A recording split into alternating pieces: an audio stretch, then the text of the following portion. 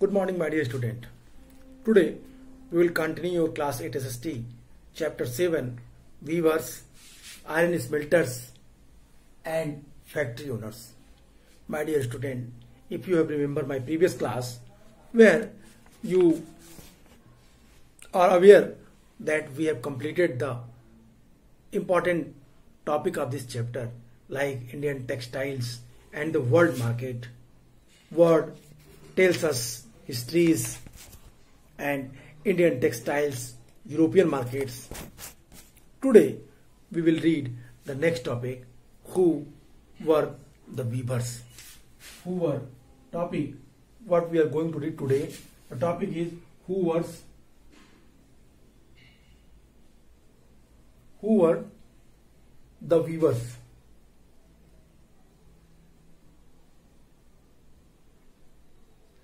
And we will also discuss the next topic, the decline of Indian textile.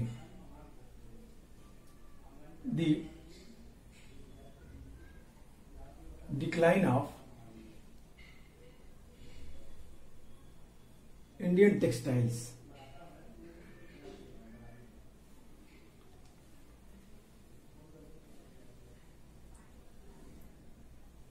My dear student, we will try to discuss two topics of this chapter in my class, and on the basis of that we will study on the condition of weavers. Dear student, if you remember my previous class where I have discussed the conditions of the Indian textiles which was destroyed by the British East India Company, and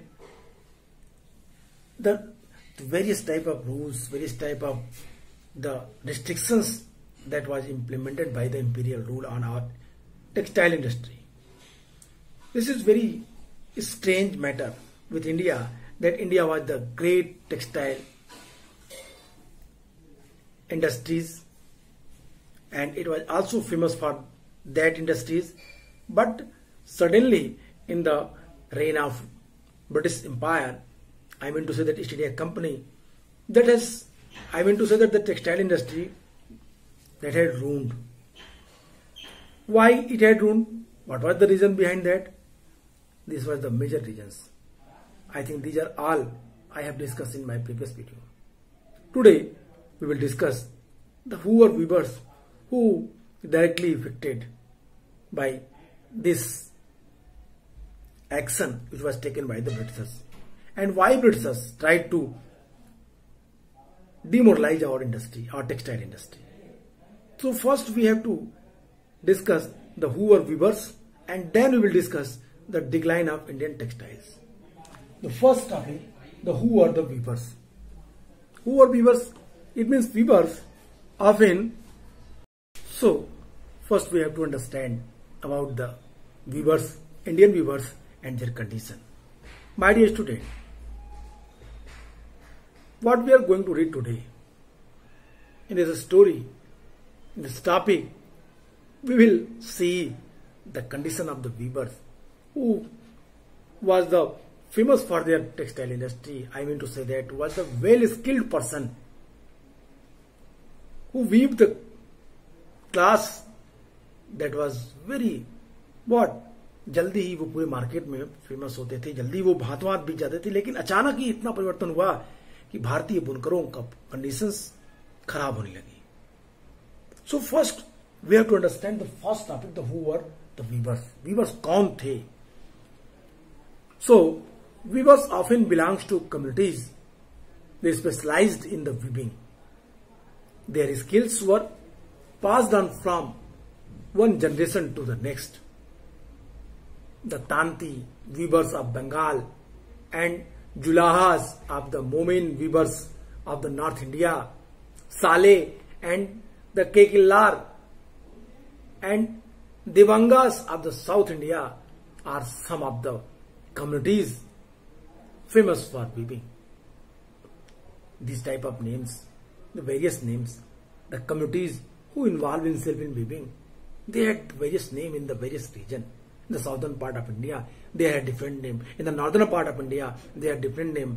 And in the eastern and the central part of India, they are called the weavers. अलग अलग नामों से जाने जाते थे। कहते हैं कि बुनकर आमतौर पे कताई और बुनाई का काम करने वाले समुदाय के ही कारीगर होते थे। वे पीढ़ी दर पीढ़ी इस हुनर को आगे बढ़ाते थे। बंगाल के तांती, उत्तर भारत के जुलाहे या मोमिन और दक्षिण भारत के साले व केकोल्लार तथा देवांग समुदाय बुनकरी के लिए प्रसिद्ध थे। सूत कातना कपड़ा उत्पादन का सबसे पहला चरण होता है और यह काम अधिकांशतः महिलाओं के जिम्मे रहता था। चरखा और तकली का घर घर में प्रयोग होता था। ये घर घर में पाए जाते थे। धागे को चरखे पर काट कर तकली में लपेट दिया जाता था और जब कताई पूरी हो जाती तो बुनकर इस धागे से कपड़े बनाते थे। ज्यादातर समुदायों में बुनाई का काम पुरुष करते थे और धागा काटने का काम महिलाएं करती थी। रंगीन कपड़ा बनाने के लिए रंगरेज उस धागे को रंग देते थे और छपाईदार कपड़े के लिए बुनकरों को चिप्पीगार नामक माही के कारीगरों की जरूरत होती थी, एक्सपर्ट की जरूरत होती थी जो कपड़ा रंगाई का काम करते थे। उनके पास ठप्पे होते थे, सील होती थी जो छपाई काम एक दूसरे पे कर देते थे। हथकरघों पे होने वाले बुनाई और उससे जुड़े व्यवसायों से लाखों भारतीयों की रोजी रोटी चलती थी 16th सेंचुरी में। I mean to say that it's the very interesting story that the weaving in, I mean to say the textile industry that was based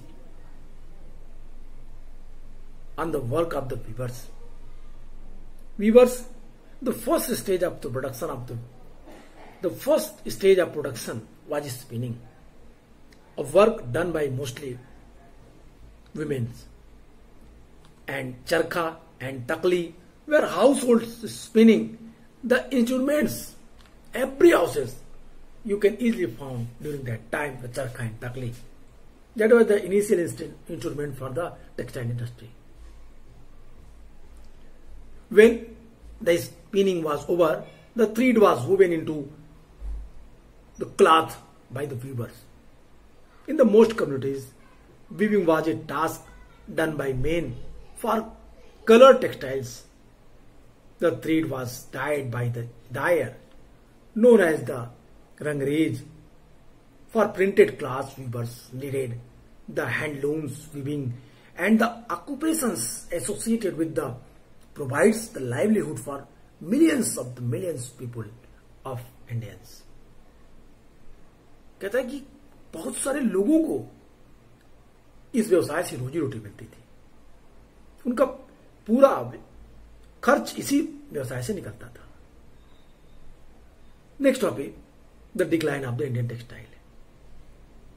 In this topic, we will see that how this textile industry that were ruined by the Britishers and why also. We will read the development of the cotton industry in Britain affected the textile production in India in several ways. First, Indian textiles now had to compete with the British textiles in the European and the American markets. Second, the exporting textile of England also became increasingly difficult since very high duties were imposed on the Indian textile imported into Britain. There are two reasons which is given here. That's why the textile industry of India that came in the very difficult situation. क्या reason थे? भारतीय कपड़ों की decline, Indian textile industry की decline क्यों हुई? The decline of Indian textiles, why?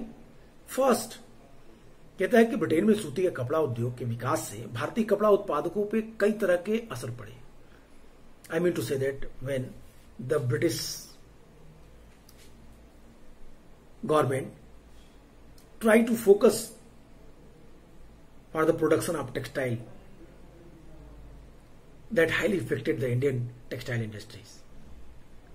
Britain affected, I mean to say the development of cotton industry in Britain affected the textile producers in India in several ways. First, the Indian textile now had to compete the British textiles in the European and the American markets. And second, the exporting textiles of the Indians. I mean to say that the exporting textile of England also became increasingly difficult since very high duties were imposed on Indian textile import into Britain. बाहर भारत से भेजे जाने वाले कपड़ों पे high excise duty लगा दी गई और ब्रिटेन से आने वाले कपड़ों पे ड्यूटी घटा करके उनकी आवक बढ़ा दी गई। ब्रिटेन से आने वाले जो टेक्सटाइल जो फैक्ट्रियों में बने कॉटन के कपड़े थे वो बड़ी मात्रा में भारत आने लगे, उन पे रोक हटा दी गई। वहीं जस्ट अपोजिट इंडिया के टेक्सटाइल जब विदेशी मार्केट में जाते उस पर हाई एक्साइज ड्यूटी इंपोज कर दी जाती थी। That was the very difficult situation for the Indian textile industry. By the beginning of the 19th century, the English made cotton textile successfully. The ousted the Indian goods from their traditional market in East Africa, America, and Europe. Thousands of weavers in India were now thrown out of the employment. Bengal weavers were worst hit. English and European companies stopped buying Indian goods and their agents no longer gave out money. I mean to say that advance money to weavers to secure the supplies. Distressed weaver wrote petitions to the government to help them. But the worst was still to come. By the 1830, the British two-thirds of all the cotton cloths worn by Indians, not only specialist weavers but also spinners. Thousands of rural women who made a living by spinning cotton thread were rendered jobless. एक बड़ा बदलाव, एक बड़ी परिवर्तन changes आया। कहता है कि इंग्लैंड में सूती कपड़े जो कॉटन के क्लॉथ्स से वो 19th सेंचुरी की शुरुआत तक भारतीय कपड़ों को अफ्रीका, अमेरिका और यूरोप के परंपरागत बाजारों से बाहर कर दिए। इसके पीछे क्या रीजन था? इसके पीछे का रीजन था कि जो हमारे यहां कई सारे कारीगर जो हाथों से बुनाई करते थे वो अपेक्षाकृत मोटी होती थी, उसकी मांग, उसकी कीमत महंगी होती थी, ज्यादा होती थी। किसके कंपैरिजन में? जो ब्रिटेन से आए कपड़े थे, जो फैक्ट्रियों में बने जाते थे, ये पतले थे और इनकी कीमत कम थी भारतीय कपड़ों की तुलना में। इसका प्रभाव पड़ा, इसका प्रभाव यहाँ के हजारों बुनकरों के ऊपर पड़ा और यहाँ के बुनकर बेरोजगार हो गए, वीवर्स यहाँ के बेरोजगार हो गए। The weavers of India, they faced the unemployment because of the cottons which was made by the factories which came from Britain. That was so cheap comparison than Indian cottons. That was the very, I mean to say that light than Indian cottons. And that region, the Indian cottons, that क्या हुए? Competition से ये लोग बाहर होने लगे। British और यूरोपीय कंपनियों ने भारतीय जो कॉटन के बने सामान थे या कॉटन की जो चीजें थी उसको खरीदना बंद कर दिया। उनके एजेंटों ने तयशुदा जो आपूर्ति थी, जो पैसे देते थे, अग्रिम राशि देते थे बुनकरों को, वो भी देना बंद कर दिए। अब परेशान बुनकरों ने गवर्नमेंट से मदद के लिए गुहार लगाई। गवर्नमेंट क्या करता? Government, no doubt, government that was established by the East India Company, so that's why government also favored them. I mean to say the Britishers. किसकी जगह पे? भारतीय बुनकरों की जगह पे उन्होंने उनको सपोर्ट किया। This is the very important things. लेकिन इससे भी बड़ा दुर्दिन तब आया, इससे भी बड़ा बुरा दिन तब आया जब 1830 के डिकेड्स तक आते आते भारतीय बाजार ब्रिटेन के बने सूती कपड़ों से पट गए। ब्रिटेन से कपड़े बड़ी संख्या में कॉटन के भारतीय बाजारों में आ चुके थे और ये दरअसल 1880 के डिकेड तक यह स्थिति और भी ज्यादा बढ़ गई। जितना सूती कपड़ा पहनते थे उसमें से 2/3 भारतीय जितना सूती कपड़ा पहनते थे 1880 के डिकेड्स में, उसका 2/3 ब्रिटेन की फैक्ट्रियों से बने होते थे। इसमें न केवल बुनकरों बल्कि सूत काटने वालों की भी हालत खराब होती गई। जो लाखों ग्रामीण महिलाएं, जो विमेन्स थी,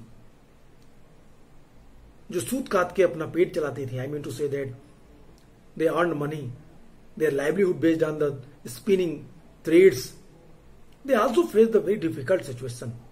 They came in the miserable situations when the British textile came in the huge amount during 1880 decades. और ये चीजें, ये बदलाव भारतीय टेक्सटाइल इंडस्ट्री के टोटली अगेंस्ट था। ये बेरोजगार, जो भारतीय बुनकर बेरोजगार हुए, महिलाओं का जो रोजगार छिन गया, उससे भारतीय पूरी टेक्सटाइल इंडस्ट्री बर्बाद होने लगी। लेकिन भारत के जो हथकरघों से होने वाली बुनाई पूरी तरह से खत्म नहीं हुई। इसकी वजह यह थी कि कपड़ों के कुछ मशीनों पर नहीं बन सकती थी। भला जटिल और मन भावन किनारियों वाली साड़ी या परंपरागत बुनाई वाले कपड़े मशीनों पर कैसे बन सकते थे? इन कपड़ों की न केवल रईसों के बीच बल्कि मिडिल क्लास में भी काफी डिमांड थी। ये न ब्रिटेन के कपड़ों की मिलों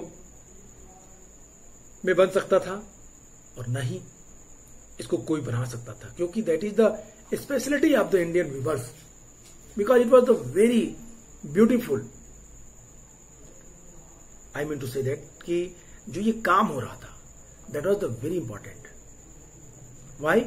बिकॉज कि जो ये इतना बर्बाद होने के बाद भी जो भारत में बने कपड़े थे उन्होंने अपनी महत्ता, अपनी इंपॉर्टेंट बनाए रखी। यद्यपि पूरी तरीके से समाप्त होने के कगार पे थे, लेकिन फिर भी पूरी तरीके से इन्हें समाप्त नहीं किया जा सका। क्यों? क्योंकि हाथ से बुने हुए कपड़े, कुछ कपड़े जिन्हें कढ़ाई की जाती थी, वो काफी महत्वपूर्ण थी, वो लोगों में लोकप्रिय थी। इन कपड़ों की न केवल रईसों के बीच, जो समृद्ध प्रॉस्पर्स लोग थे, उनके बीच इसकी खूब मांग थी, बल्कि ब्रिटेन के कपड़ों में यह बेहद मोटा कपड़ा बनता था जिसे भारतीय गरीब पहनते थे। कहने का सेंस ये है कि इस तरह के जो चेंजेज हो रहे थे, ये जो आपने पश्चिमी भारत में सोलापुर और दक्षिण भारत में स्थित मदुरा के जिक्र जरूर सुना होगा। ये शहर 19वीं सेंचुरी के शुरुआती दशकों में बुनकरों के लिए महत्वपूर्ण केंद्र के रूप में जाने जाते थे। बाद में राष्ट्रीय आंदोलन के दौरान महात्मा गांधी ने लोगों को यह आह्वान किया कि वे आयातित कपड़े का बहिष्कार करें और हाथ से कटे हुए सूत, हाथ से बने हुए कपड़े पहने। इस तरह खादी राष्ट्रवाद का प्रतीक बनती चली गई और चरखा भारत के लिए पहचान बन गया। 1931 तक आते आते इसे भारतीय राष्ट्रीय कांग्रेस के तिरंगे झंडे के बीच वाली पट्टी की जगह दी गई। आइए देखते हैं कि किस तरीके से पूरी आजीविका के साधन गंवा चुके बुनकरों और सूत काटने वालों का क्या हुआ। उनमें से बहुत सारे या तो खेतिहर मजदूर बन गए या कुछ काम की तलाश में शहरों की तरफ चले गए। बहुत से देश से बाहर अफ्रीका व दक्षिण अमेरिका के बागानों में काम करने लगे, प्लांटेशन एग्रीकल्चर में काम करने लगे। देश के बाहर अफ्रीका के दक्षिणी अमेरिका के बागानों में काम करने के लिए कह रहा है कि ये लोग बुनकर जो थे ये अपने रोजगार के लिए देश के बाहर चले गए। अहमदाबाद, सोलापुर, नागपुर, कानपुर में खुले नए कपड़े कारखानों में इन लोग नौकरी की तलाश में पहुंच गए और फिर फैक्ट्री में काम करने लगे। I mean to say that the situations of people that has totally changed. The weavers was the good producer in their home, but after the decline of the cotton industry they change their occupations, they depend upon the agriculture, or they migrated from rural areas, I mean to say their home, to the city. In the previous time he was producers, he was himself owner, but the different situations which came when the decline of the cotton industry, he became the worker in the factory.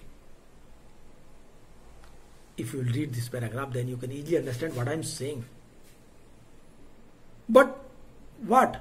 Kera handloom weavings did the completely die in India. This was because some type of the class could not be supplied by machines. How could the machines produce saris with intact borders or clothes with traditional woven patterns? These had to wide demand not only amongst the rich but also amongst the middle class. Not that the textile manufacturers in Britain produced the very coarse cloths used by the poor people in India. You must have heard of Solapur in western India and Madura in southern India. These towns emerged as the important new center of weaving in the late 19th century. Later, during the national movement, Mahatma Gandhi urged people to boycott imported textile and hand spoon and hand woven cloths. Khadi gradually became a symbolic nationalism. The charkha came to represent India, and it was put at the center of the tricolor flag of the Indian National Congress, adopted in 1931. What happened to the weavers and spinners who lost their livelihood? Many weavers became the agriculture land labor. Some migrated to cities in search of work, and yet others went out the country to work in the independent in Africa and South America. Some of these handlooms weavers also found work in new cotton mills that were established in Bombay, Ahmedabad, Solapur, Nagpur and Kanpur. What we are seeing here, I mean to say, suppose, imagine that you are in the time period of the 16th, 17th century, 18th century or 19th century especially. Especially you imagine that you are living in 19th century and you are as a weavers. Suppose the various type of restricted policy implemented by the East India Company on the Indian textile industries. Suppose you are weavers. Your whole livelihood based on that industry. And if the restricted rules and regulations imposed on that industry, what would do in that condition? No doubt, you have to change your occupations.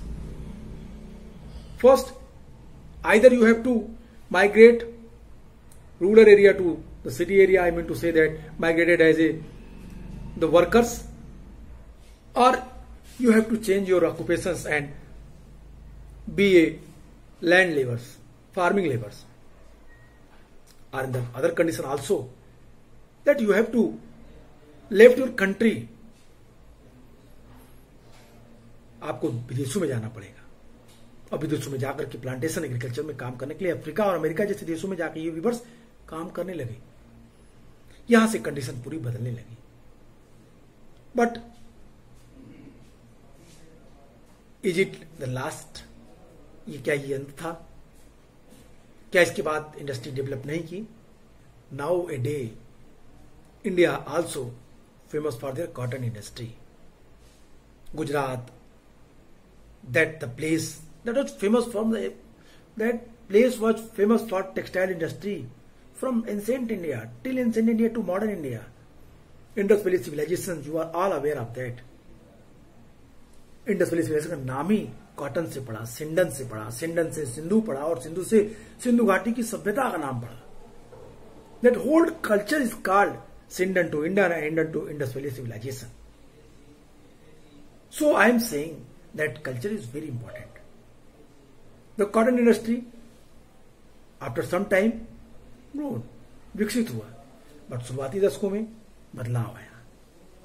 The next topic what we are going to read, the cotton mills come up. Cotton mills come up. Cotton mills come up. It means सूती कपड़ा मिलों का एक बार फिर उदय हुआ. ये come up हुए, बाहर आए, मतलब इनका विकास दिखाई देगा. कब? कहता है कि ये विकास तब हुआ, भारत में पहली सूती कपड़ा मिल 1854 में लगी। I mean to say that the first cotton mill in India was set up as a spinning mill in Bombay in 1854. In 1854, first Indian cotton mill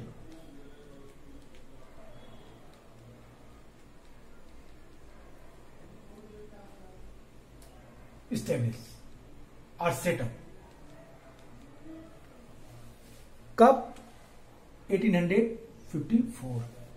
1854 में पहली बार भारत में कॉटन की मिल लगी। कहता है कि यहां कताई, ये एक पहली कताई मिल थी 19वीं सेंचुरी के शुरुआत में। भारत से इंग्लैंड और चीन को होने वाले कच्चे कपास के निर्यात के लिए बंबई एक महत्वपूर्ण पोर्ट था, महत्वपूर्ण सेंटर था।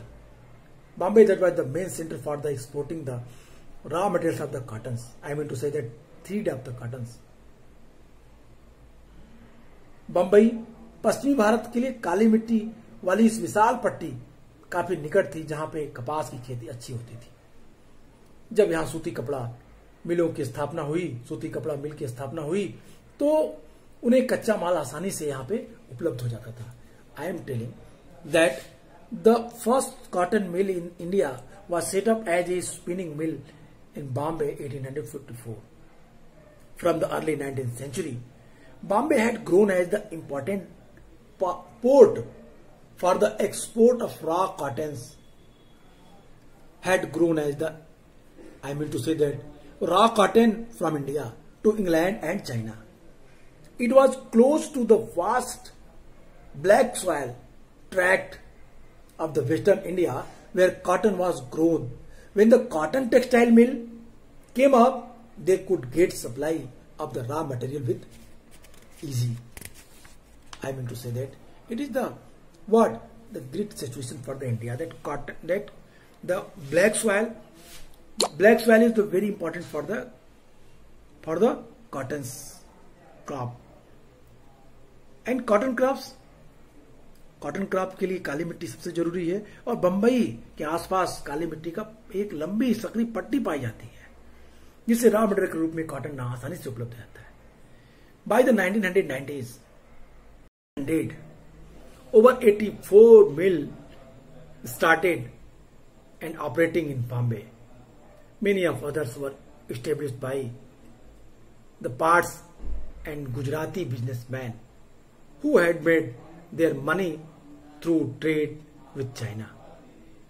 Mill came up in other cities too. The first mill in Ahmedabad was started in 1861. A year later, a mill was established in Kanpur in the United Province. Growth of cotton mills led to the demand of labor. Thousands of poor peasants, artisans, and agricultural laborers moved to the cities to work in the mill. In the first few decades of the existence, the textile factory industry in India faced many problems. It found it difficult to compete with the cheap textile imported from Britain. In most countries, government supported industrialization by imposed the heavy duties on imports. This eliminated the competitions and protected the infant industries. The colonial government in India usually refused such the protection to local industries. The first major spurt in the development of the cotton factory production in India, therefore, was during the First World War, when the textile import from the Britain declined and Indian factories were called upon to produce cloth for military supplies. My dear student, I am telling about that what happened when Britishers imposed the very restrictive policy on Indian textile industries. Has it ruined? No.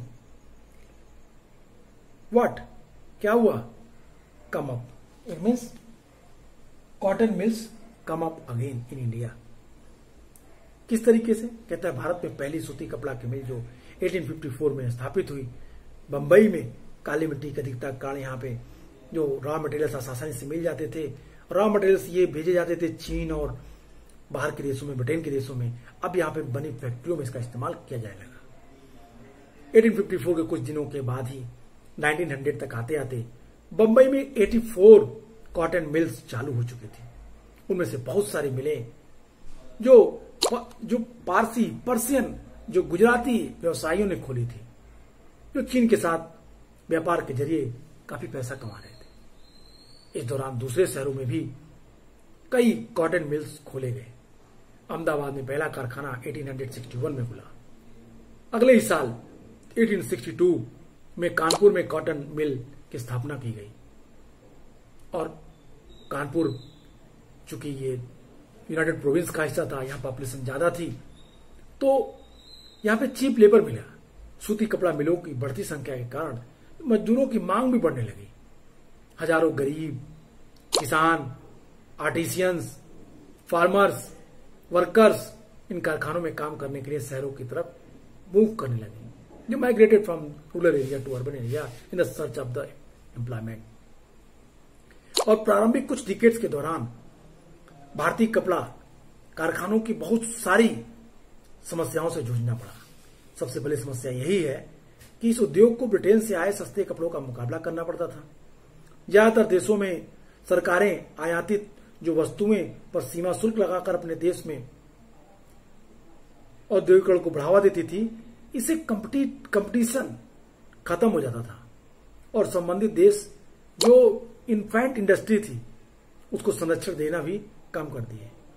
परंतु colonial time में, colonial India में, colonial Indian government ने जो स्थानीय उद्योगों को आमतौर पे इस तरह की सुरक्षा नहीं दी। लिहाजा भारत का जो इंडस्ट्रियल डेवलपमेंट था, कॉटन टेक्सटाइल इंडस्ट्री थी, वो पहली लहर में प्रथम क्या हुई, पूरी तरीके से डेवलप नहीं हुआ, लेकिन इसका विकास दिखाई देता है। कॉटन इंडस्ट्री डेवलप फॉर्म में दिखाई देती है। कब? ड्यूरिंग वर्ल्ड वार के टाइम, जब ब्रिटेन में वर्ल्ड वार शुरू हुआ।